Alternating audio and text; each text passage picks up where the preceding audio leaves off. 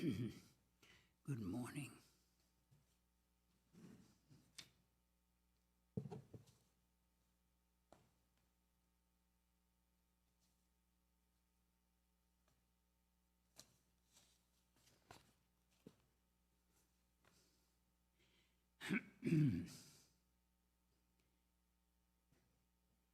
Om Asato Ma Sadgamaya Tamaso Ma Jyotirgamaya Mrityormamritam Gamaya Avirmaedhi Rudrayate Dakshinang Mukham Te Namam Bhahinityam. Om, lead us from the unreal to the real. Lead us from darkness unto light. Lead us from death to immortality. Reach us through and through ourself, and evermore protect us from ignorance by thy sweet, compassionate face.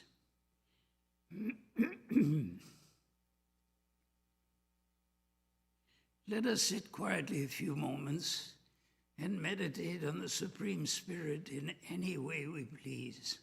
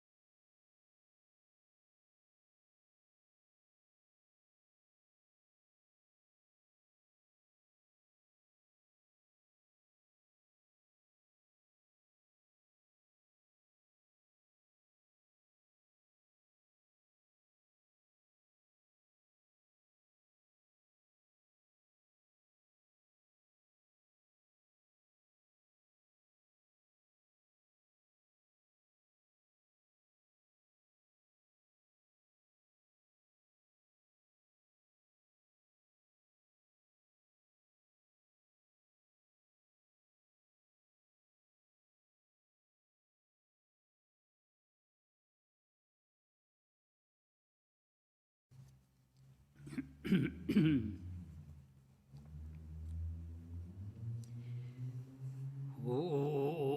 Bhadram Karnebhi Shrunuyama Devaha Bhadram Pasyemakshbhiryajatraha Sthirairangaye Estu Shuvagam Sastanuvihi Vyasema Devahitayadayu. Om Shanti Shanti Shanti. May we hear with our ears what is auspicious. May we see with our eyes what is auspicious. May we enjoy with strong limbs and bodies the life allotted to us. Om, peace, peace, peace be unto us all.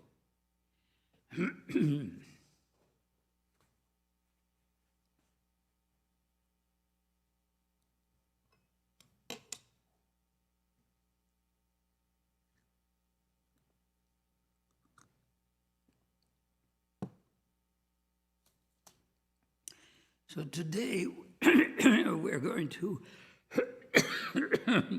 if I can manage to survive this, we're going to speak about two devotees of Sri Ramakrishna, two of the disciples of Sri Ramakrishna who are not monastic. Usually we only refer to the monastic disciples, Swami Vivekananda and the original disciples who formed the Ramakrishna order in the beginning, Swami Turiyananda, Swami Shivananda, and so forth. There were 16 of them. And usually that we refer to them as exemplars, as guides in our understanding of how one should lead a spiritual life, how one should achieve that which everyone really wants to achieve, which is at the heart of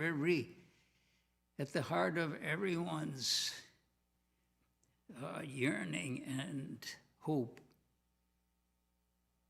Even people who ostensibly only go after things having to do with power and wealth and influence and all that, what they're looking for is the same thing. That is the basic assumption that underlies spiritual teaching and spiritual practice. That everyone is basically looking for that which is utterly fundamental, for that which is the basic support of everything that appears. This is the justification, the rationale, that whatever appears in this world, in our experience, in our thoughts, hopes, and experiences, whatever appears, really we're looking only for one thing. That is why this aspect of Vedanta philosophy is called Advaita. Advaita means non-dualistic. There's only one goal, really, of everyone, whatever their style of life is, whether they obey strict injunctions in terms of behavior or customs, or whether they live a very undisciplined or random type of existence. Really, whatever is hoped for by anyone, this is the assumption, that is made, whatever anyone aims for, whatever they consider as their particular goal in life, really, it amounts to only one thing. And what is that? It is, you could call it satisfaction, it is joy, it is fulfillment. Whatever name you want to give to it, what is the essence of that? We give it so many names. But what really is the essence of what we're all looking for?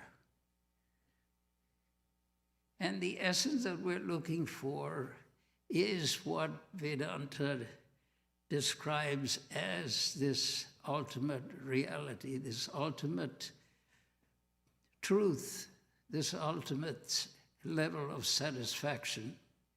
That ultimate satisfaction can only come when there are no two, when everything has become one, when everything has become unified, one appearance, one manifestation, and one essence, one existence also. That brings satisfaction. That brings the ultimate satisfaction. And that only that type of satisfaction can be satisfying to the strivings that arise, the yearnings that arise in everyone's heart. We put certain coverings over it. We call it by different names. We describe it in different ways. But what we really want, that real utter level of satisfaction, can come only when everything has become one.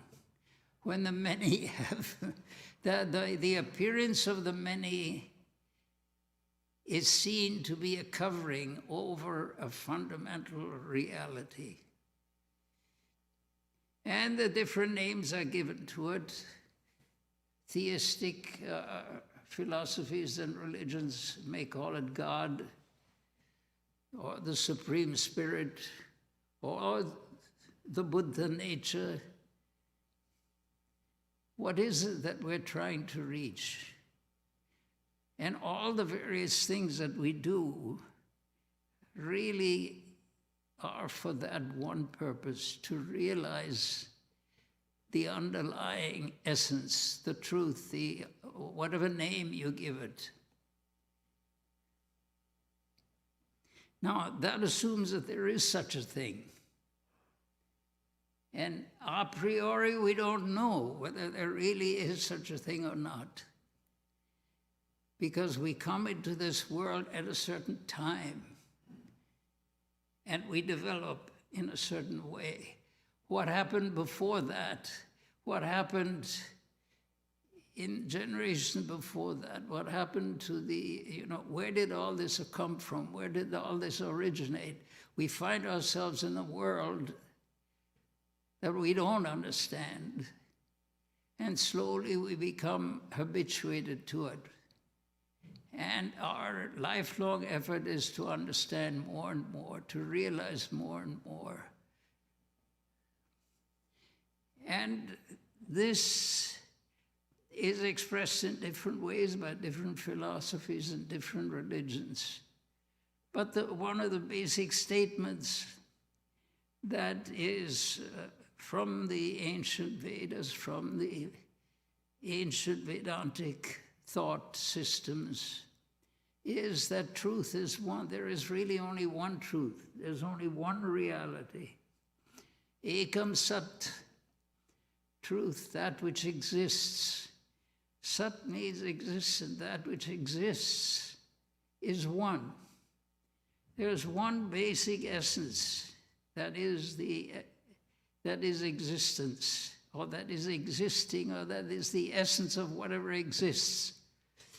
The essence of whatever exists is only one. There's one reality at the heart of everything that exists. And that one reality is called by different names by the people who have actually experienced it. Is there such a thing? Yes, there is such a thing. How do we know that there is such a thing? In the same way that we know anything else. Science tells us that whatever we see is made up of atoms, molecules, atoms, protons, neutrons, electrons, and we repeat that. We say, oh yes, everything is made up of electrons, protons, neutrons, and so forth. Has anyone of us ever seen an electron, a proton, or neutron? No. Do we ever hope to see such a thing? No. Not only do we not see it, we cannot even see it. The people who maintain its existence themselves state it is beyond, you cannot experience it as it is. You can experience its effects on other things. So again, it's a matter of inference. So the thing is, that is how we actually work even at the level of spirituality also. That which is true, that which is real, is one. Ekam sat. But vipra bahudha vadanti. The vipraha, the seers, those who know, those who have experienced it, those who have encountered that reality, who can vouch for it, they say, really, it is this way, and another one will say it is that way. But if you go and take all these various descriptions of reality, of existence, if you look at exactly what people are describing, instead of just at their language, you find they're actually describing the same thing in different ways. But it's the same reality. So truth is one. That is the conclusion.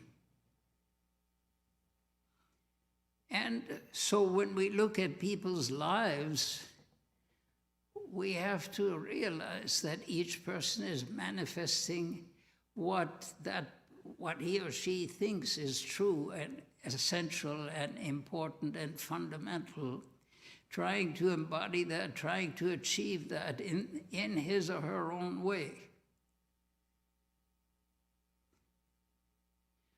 So that's the basis of not wanting to prejudge. Oh, this person is not good because of this and that. They're not following even the basic norms of society and goodness. They're not following. How can they be any good? From a deeper level, we understand that everyone's attempt, everyone in this world is attempting to achieve spiritual realization, is attempting to achieve the knowledge of that which is fundamental in life, in existence, in experience. That is the essence that everyone is trying to achieve. They may do it in certain ways that we consider to be antisocial and should be stopped for the benefit of the wider society. All right, fine. Stop those things. But the thing is, the urge that prompts them is that same urge toward transcendence, toward something fundamental, something that transcends the limitations that we observe all around us, something which is fundamental and essential. So the devotees of God will manifest that same variety in their own way. And the two that we want to discuss today are in that same category. On the surface, they seem totally different. And one, you would say, is highly to be admired, to be revered, and the other one, maybe for some aspects of his behavior, he should be censured. But what they were trying to achieve is the same thing. What everyone in this universe is trying to achieve is that same understanding, that same realization, that same experience. They may do it in some ways that are antisocial or unacceptable, and they have to be halted or stopped or prevented. Okay, that is a question that has to be solved on another level, and it should be approached and should be solved. But what is at the heart of the effort? What is it that the person who is doing these things is trying to achieve? When we can see that everything in this universe, everything that happens in this universe is filled with the presence of God. Everything that exists, everything that is manifested is filled with that, with something that is undying, eternal, and all-satisfying. The surface may be highly stormy and highly controversial, and maybe the surface requires some negative constraints. That is all right, but what is at the core of it is what we're discussing. What is it that prompts it? That is the quest for oneness, the quest for infinity, the quest for permanence, the quest for love, the quest for whatever we normally associate with what we call God, the infinite, the eternal. Now, the two people that we are, the two devotees of disciples of Sri Ramakrishna that we are considering today are totally different. They could not be more different. And one of them is Girish Ghosh, who was what you might call on the negative side of things in many respects. He was an extraordinary person, in some respects extraordinarily talented, extraordinarily gifted, and on the other hand, he was also extraordinarily indulging specifically in alcohol. He said if you pile up all the bottles of alcoholic beverage that he had drunk, it would reach, he was a poet, so it would reach to the height of Mount Everest. Of course, that is, even if one tries to do it realistically, I don't think any human being could absorb that much liquid in any form. However, the idea is that this is how he evaluated his own behavior. And he said, because he received, a tremendous grace and tremendous boons from Sri Ramakrishna, he said if he had known previously that there was such a large reservoir into which one could throw all one's negativity, one's negative actions, he would have committed many more.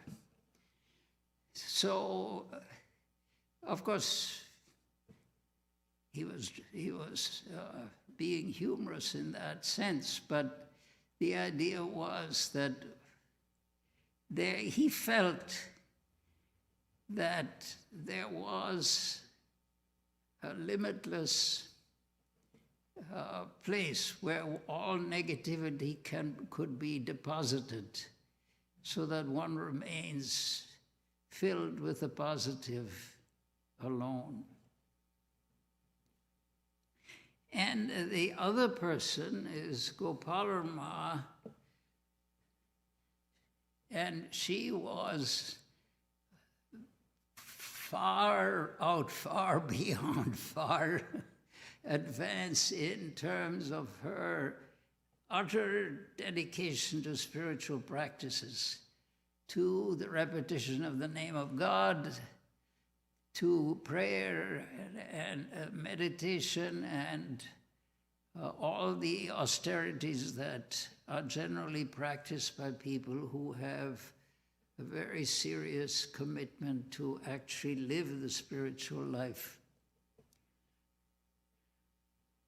So on the one hand you have Girish, and on the other hand you have Gopaler Ma. And they were both absorbed in Sri Ramakrishna, you could say. Now there's a verse in the Gita which is very famous and which is, in a sense, the rationale for this. And the verse is this in chapter 7, verse 8. Mattah parataram nanyat kinchid asti dhananjaya. Oh, Dhananjaya. Dhananjaya is Sri Krishna's name for Arjuna, to whom he was expounding this. Mattah parataram nanyat. Na anyat, there is nothing that is superior. There's nothing that is whatsoever that is superior to myself, meaning to that spiritual essence with which he identified himself. Then he gives that famous example. Mai sarvamidam protam sutre manigana iva. So, in a sutra as a string, manigana, mani is a jewel, as an assembly of jewels is pierced and run through with a string in order to form a necklace.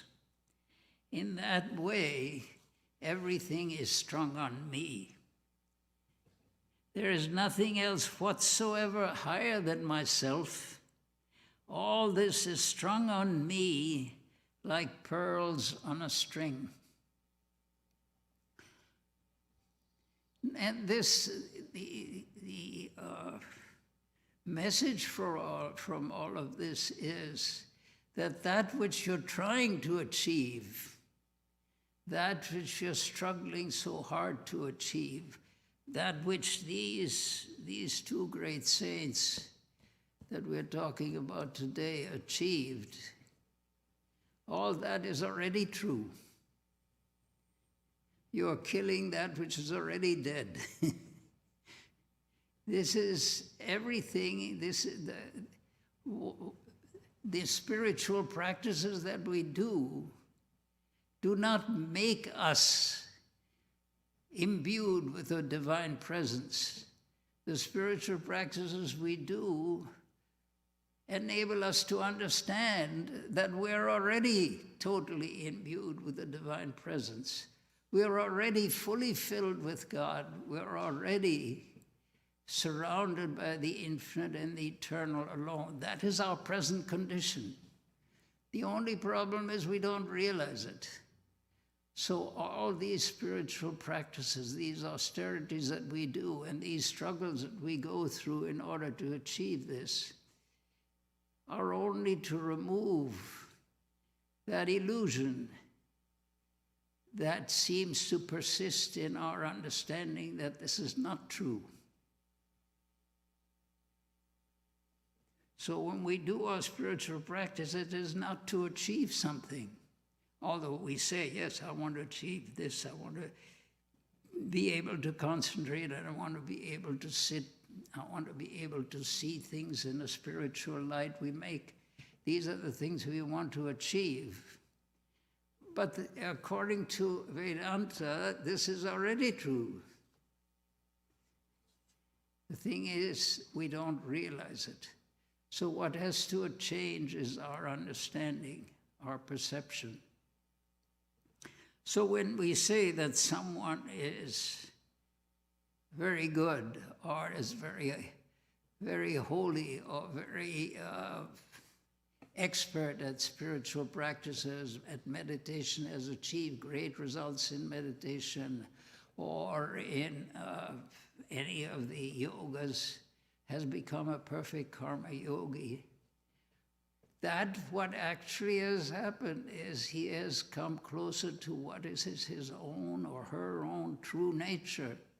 This is our true nature. We are that infinite reality. That is the essence of the teaching. That which we're desperately trying to achieve, we already are. What we're desperately trying to achieve is the understanding which we don't have, that really we are that.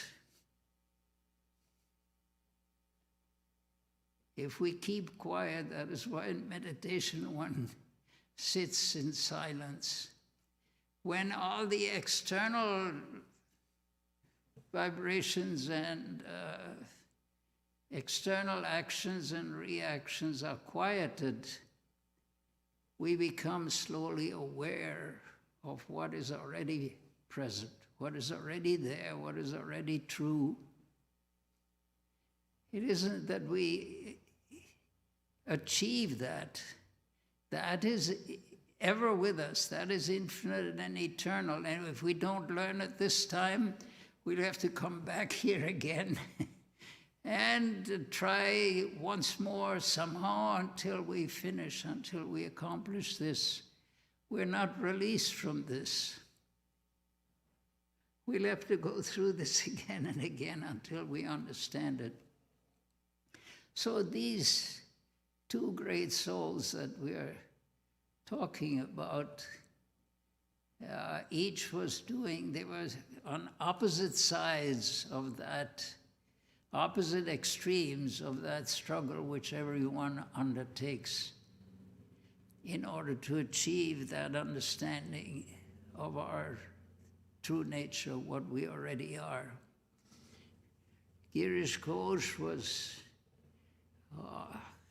he was an absolutely brilliant person. He was a playwright and an actor, and they say he's the father of the Bengali stage, of the Bengali theater.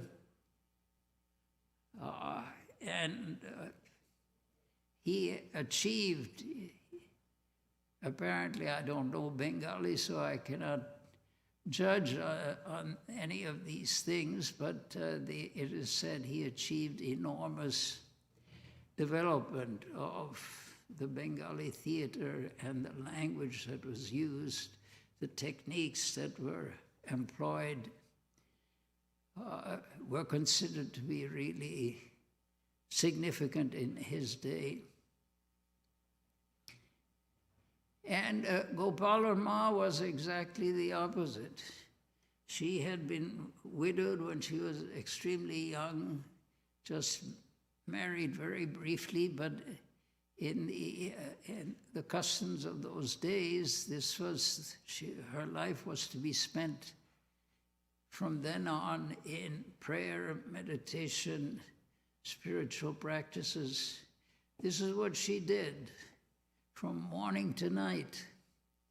She lived in a temple, and she engaged in repetition of the name of God for endless hours, spiritual practices, worships, meditation.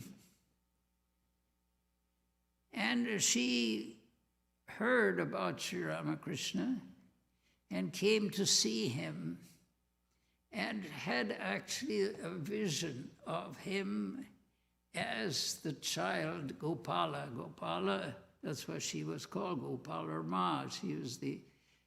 She was admired by others because she had in a sense achieved that experience of seeing the child Krishna everywhere, and the child Krishna especially in Sri Ramakrishna. So she called Sri Ramakrishna Gopala. Gopala means the cowherd. Sri Krishna was is traditionally thought of as the cowherd of Vrindavan, and his play with the cowherd and the cowherdesses, the people who tended the cattle in Vrindavan, forms the essence of the traditional stories about Sri Krishna. So Sri Krishna is the Gita, as the Gita Acharya, the teacher of the Gita, on the field of battle with Arjuna. That is one aspect of Krishna. The other aspect was as the beloved of the gopis, the playmate of the shepherds and shepherdesses of Vrindavan. A very loving and very sweet relationship. So this was her chosen ideal, this was her approach to spirituality, and she saw that in Sri Ramakrishna and devoted herself constantly to spiritual practice and to all that we call holy and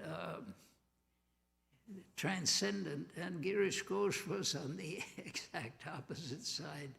He devoted himself to everything that was external and limited, and he violated all the conventions of society.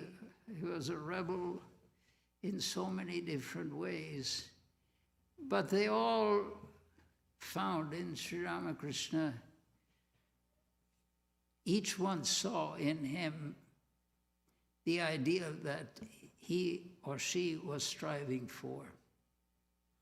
And the message of that, of course, is that this is a person who truly reflects divinity, who truly reflects the infinite and the eternal, will be seen as their ideal by everyone. Because that in the infinite and the eternal is what all of us are trying to reach, where all of us are trying to go, what all of us are trying to attain. We're trying to attain the unlimited. We're trying to attain that which is beyond all changes, that which will not die, that which is eternal.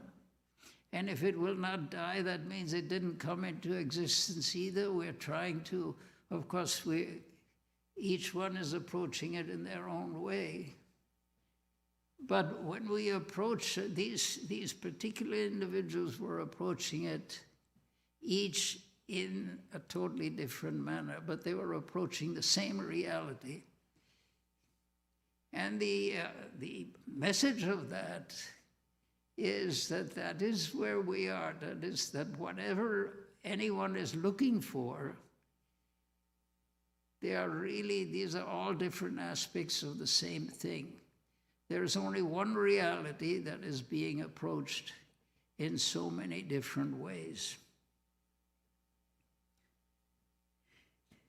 Now we could talk about Girish and Gopaler Ma in so many different ways. Their lives are very reflective of their basic understanding, their basic commitment, their basic dedication. Girish was extremely honest, extremely straightforward, extremely clear about himself and about others. But he was totally independent. He did not want to submit himself to anything or anyone. And that spirit of independence is what Sri Ramakrishna was guiding when he was with him. Sri Ramakrishna asked him, okay, you want to achieve greatness, you want to achieve a spiritual understanding, you want to achieve spiritual realization. At least if you can practice meditation in the evening before you retire, you will achieve a lot. So Girish Ghosh thought about it. Well, in the evening he wrote, sometimes he wrote in his plays, he wrote all night. Sometimes he didn't come home from the theater for, until morning. He didn't know sometimes whether it was morning or evening. He was so absorbed in his work. Actually, they say he could dictate to 3 secretaries at the same time. He was writing his plays. He could be writing 3 different plays by dictation to his secretaries, and they would have to keep on writing while he was dictating to all 3 of them. It's almost unbelievable, but that was the state of his mind, the intensity of his ability to concentrate, to produce these works of theater. So to commit himself to Sri Ramakrishna, that he would, every evening before going to sleep, he would meditate, he would remember God. He couldn't commit himself to that because sometimes he simply fell asleep at his desk. Sometimes he engaged in a lot of alcoholic beverages, so sometimes he was not aware of anything. He had a very bohemian existence. He couldn't commit himself to this. Not even the slightest requirement, the slightest request that Sri Ramakrishna made of him, he said, well, yeah, but I can't promise it. I may do it. If I forget it, then it will be a great loss for me. So I cannot promise that. Then Sri Ramakrishna said, all right, in that case, give me the power of attorney.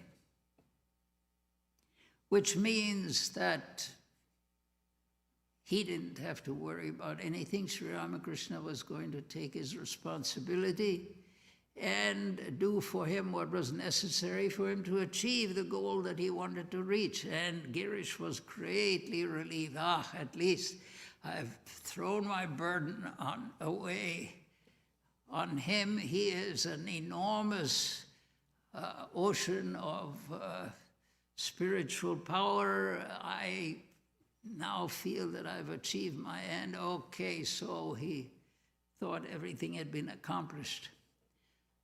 At a little later time, someone asked him, oh, Girish, can you do such a thing? Can you be at such a place at such and such a time? Of course I can be there. Yes, no problem.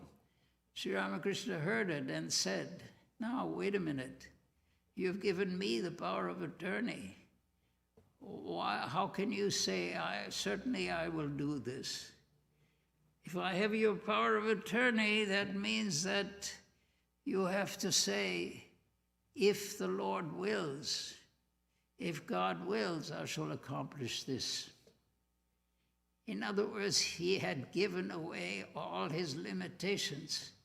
He thought that this only the actual actions, that he could do whatever he wanted, and Sri Ramakrishna would pay the fines that he might collect, as it were.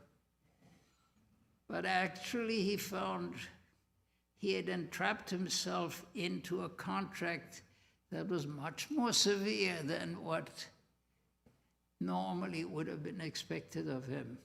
He could only say, whatever it is that is requested or required of me, if God wills, I shall do that. In other words, all of his impulses toward the outside, all of his impulses toward the world and toward the things of the world, the questions and the things that are associated with this world, all of that had been surrendered. If God wills, yes. But what becomes important there is not the thing that God wills, but God becomes important. So the point is, it's not the doing of things that is what binds us. What binds us is that we think we shall do them. So it's the I that is the problem. When the ego is tamed or subdued, when the ego becomes not me, but becomes the servant of God. I as the servant of God is a wonderful state.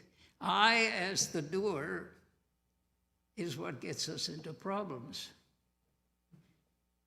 So this is the lesson that we have to learn from the life of Girish Chandra Ghosh, when he gave up that feeling that I am the doer of everything. I am the master of my destiny.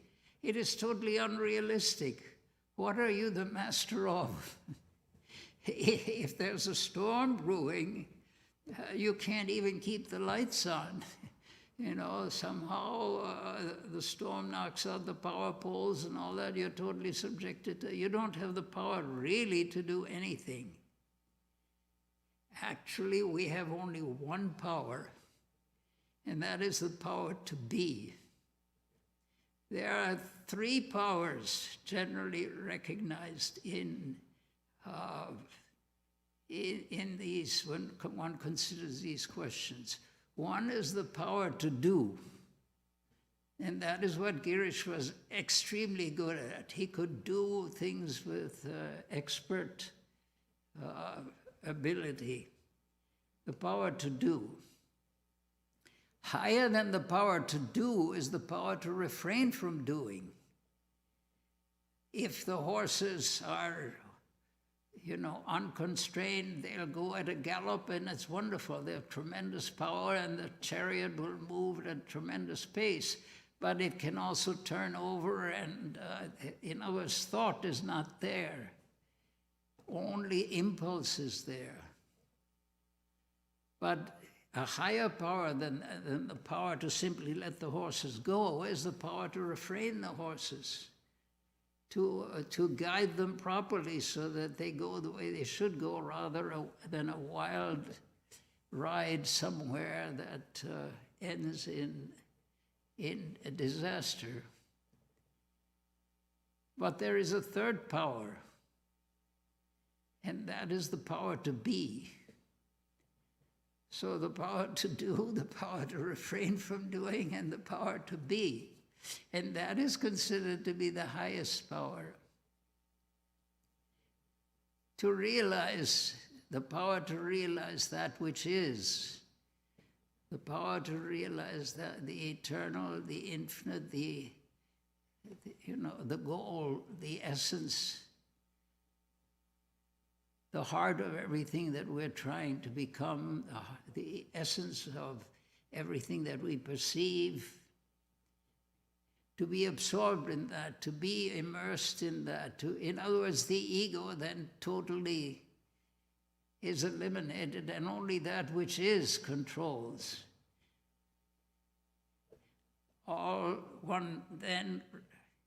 This is the realization of Sutre Maniganaiva, that sutre like on a string, a row of pearls on a string. That is the, everything that is, we experience is woven on that divine reality, like pearls on a string. That what holds this universe together? How is it that we can see so many different things, so many different objects, so many different experiences? How is it that we can understand all that to be united and on one reality? How is it that we understand the unity that is behind all this diversity? That is the power to be, the power to understand that there is a unity behind all of this diversity. So this is the, these are the lessons that we can learn from these great souls. And of course, their lives are endless. Gopaler Ma, there are many things that we can say about her intense devotion and her total absorption. She could sit and tell her beads, repeating the name of God for hours. And she actually saw, she was so intense in her realizations, she actually saw that the divine reality whom she worshipped as the child Krishna, the baby Krishna, she actually saw Krishna playing around her. She saw Krishna coming out of her and going back into her and asking for food and doing all sorts of mischievous things, just like a mother watching her child doing all these things. For her, divinity was not a question, well, let us sit quietly and meditate, and somehow we managed to catch a little bit of that. That wasn't it. She saw divinity walking in front of her, or embodied in everything that walked in front of her. So these are the two very great souls who, each in their own way, embodied these essential teachings of spirituality as a whole and Sri Ramakrishna in particular.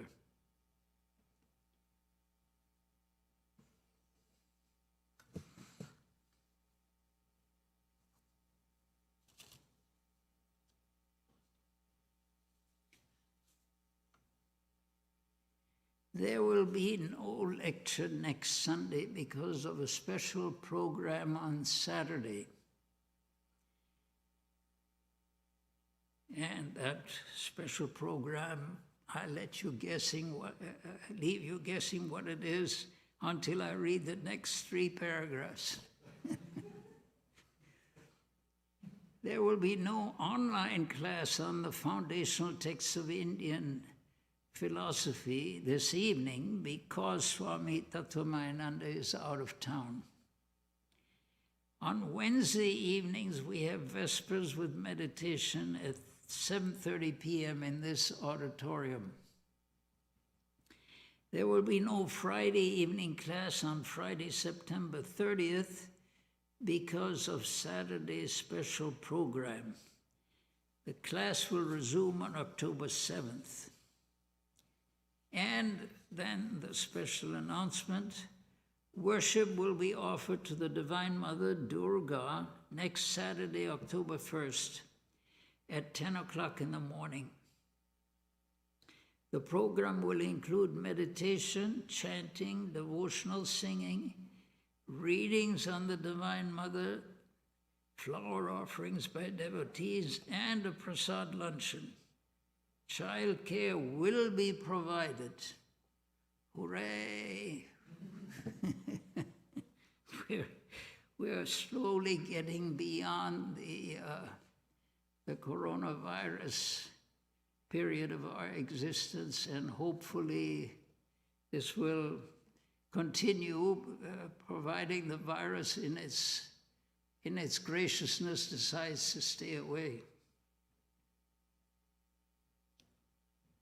Child care will be available during lectures and at special programs beginning on October 1st at Durga Puja.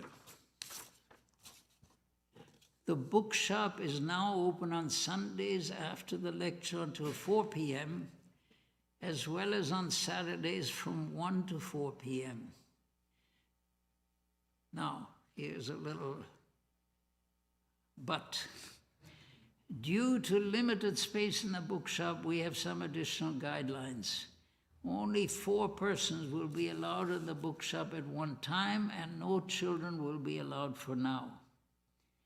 At busy times, such as after the Sunday lectures, it may be necessary to wait outside the bookshop while others make their purchases.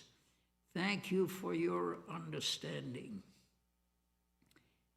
In-person Sunday school classes have resumed and are being held at the old temple. An option to attend Sunday school online is still also available. At present, the library remains closed. Your cooperation in being fully vaccinated, wearing a mask, and maintaining 6 feet of distance is greatly appreciated. If you would like to make an offering, a collection plate will be available on the cart at the door as you exit. There is also a mounted offering box near the auditorium door in the foyer. You and your friends are cordially invited to attend all of our services. After the lecture, there will be a question and answer session in Vivekananda Hall, and all are welcome.